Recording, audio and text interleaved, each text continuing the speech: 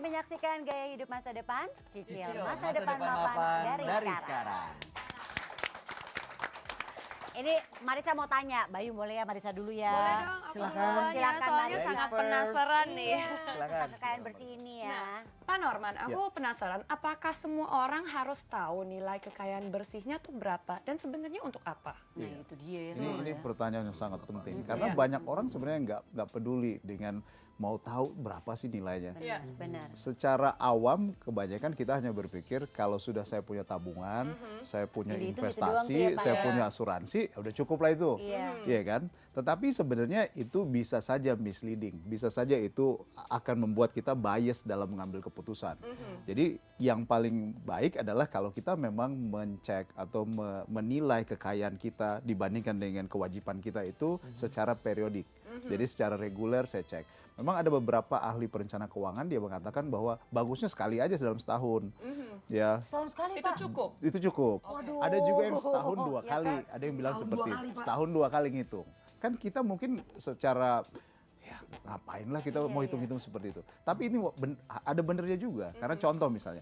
Sekarang ini misalnya kita biasa harus melaporkan misalnya contoh pajak kita, ya PPh kita. Nah pada waktu itu adalah waktu yang sangat tepat untuk mengukur sebenarnya kekayaan kita itu seberapa banyak. Biar sekalian Biar aja sekalian. ya. Jadi saya bisa tahu, oh mobil saya nilainya sekian, Iya. rumah saya sekian. Oh kemudian saya punya tabungan sekian. Oh saya punya tanah di sana kalau saya jual nilainya sekian. Nah itu semua dinilai. Baru kewajiban saya juga saya hitung. Ukur lagi seberapa banyak. Bisa kita hitung sendiri Bisa ya, hitung Pak? sendiri, jadi nggak perlu kemana-mana. Nanti kalau kekayaan saya sudah semakin banyak, sudah semakin besar, nah ada di dalam situasi di mana saya sudah semakin orang bilang Sejahtera lah ya. sejahtera lah, maka saya udah perlu bantuan dari orang yang menghitung. Jadi kalau dalam istilah wealth management, mengatur kekayaan, terus saya perlu konsultan, saya perlu ahli perencana keuangan saya perlu macam-macam. Saya Di kayaknya dunia itu ini tuh, Pak. menyiapkan Saya kayaknya segala perlu sesuatu. tuh orang. Saya nggak bisa ngitung. Untuk yang negatifnya aja ya kayaknya.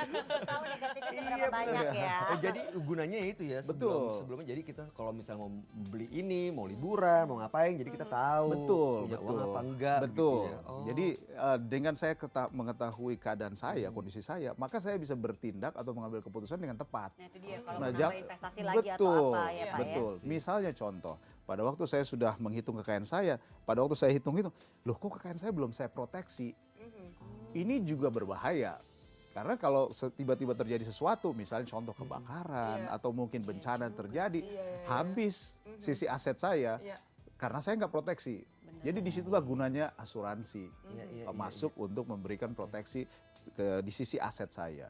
Nah itu dia. Oke, Pak, ini saya mau nanya. Marissa saya boleh nanya ya? Silakan. Ya. Saya mau nanya, ini pertanyaan yang paling penting sih sebenarnya. Kita pengen tahu cara menghitung itu seperti apa sih Pak? Kalau mau menghitung sendiri, ya syukur-syukur kita bisa jadi andalan Iya. buat keluarga. Iya, Untuk kita tujuannya hitungin gitu kan. juga. Betul. ya Apa kan? aja sih yang termasuk gitu ya? Gimana cara menghitungnya, Jadi Pak? sederhana sekali sebenarnya. Jadi kalau misalnya saya orang yang baru bekerja, kemudian saya mau hitung kekayaan saya, maka saya bisa lihat saya sekarang ini punya rumah atau kontrak. Oke. Nah misalnya oke lah, asumsi saya punya rumah sendiri. Nah rumah saya itu saya beli dengan kredit atau memang warisan. Nah itu saya mesti tahu, paham. Kalau memang ini akhirnya menjadi milik saya, maka berapa market value daripada harta saya tersebut. Jadi misalnya rumah saya, kemudian tanah, kalau saya ternyata punya tanah ini.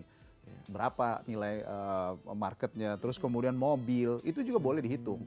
Pada saat saya menghitung itu adalah pada saat dimana nilai pasar daripada barang itu saya catat. Oh saat itu? Saat itu. Oke. Jadi bukan, oh waktu saya beli sekian. Oh enggak. Oke. Kenapa? Karena ini antisipasi kalau dibutuhkan secara cepat, saya perlu likuiditas ini. Saya perlu dana yang cepat. Bahkan waktu saya jual, inilah nilainya. Oke. Baru setelah dapat dinilai harta kurangin kewajiban tadi, dapatnya positif atau negatif. Merah apa enggak tadi? Merah. Nah, itu dia deg-degan nih. Ini saya yakin ya, bukan hanya kita di sini bertiga yang penasaran dan bingung ya, ingin tahu lebih lanjut. Ini pasti penonton yang ada di sini juga ada yang ingin tanya. Silahkan yang mau tanya. Ya. Dengan siapa Pak? Saya dengan Pak Yohanes. Silakan Pak Yohanes. Saya mau bertanya dengan Pak Norman. Iya. Jika menggunakan rumus itu Pak, berarti hasilnya bisa positif atau negatif dong ya Pak? Betul. Nah, kalau hasilnya negatif, gimana tuh Pak? kiamat pribadi dong Pak. Aduh.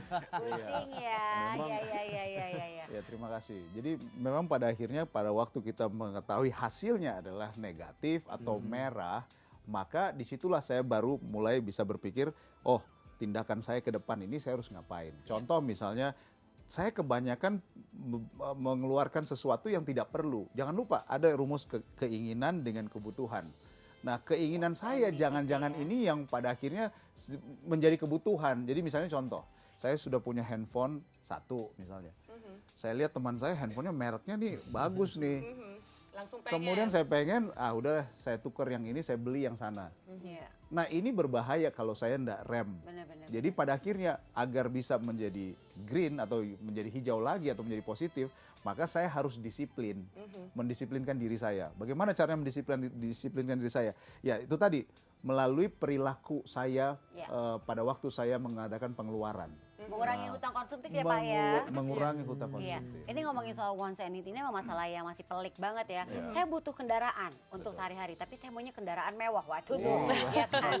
Wants and needs-nya tuh udah Beda lagi kelihatan tuh. kan ya. Betul, Agak betul. jadi itu dia tuh harus kita perjelas Betul, juga ya. betul. Baik, nanti kita lanjutin lagi karena pasti penonton di sini juga masih penasaran. Marisa juga masih penasaran, Bayu juga ya. Jadi jangan kemana-mana, tetaplah bersama kami tentunya di Gaya Hidup Masa Depan. Cicil masa depan mapan dari sekarang. Jadi yang namanya aset saya, mau itu rumah, mau itu mobil, apapun yang saya miliki, lebih baik kalau saya juga pasti harus lekatkan dengan yang namanya asuransi.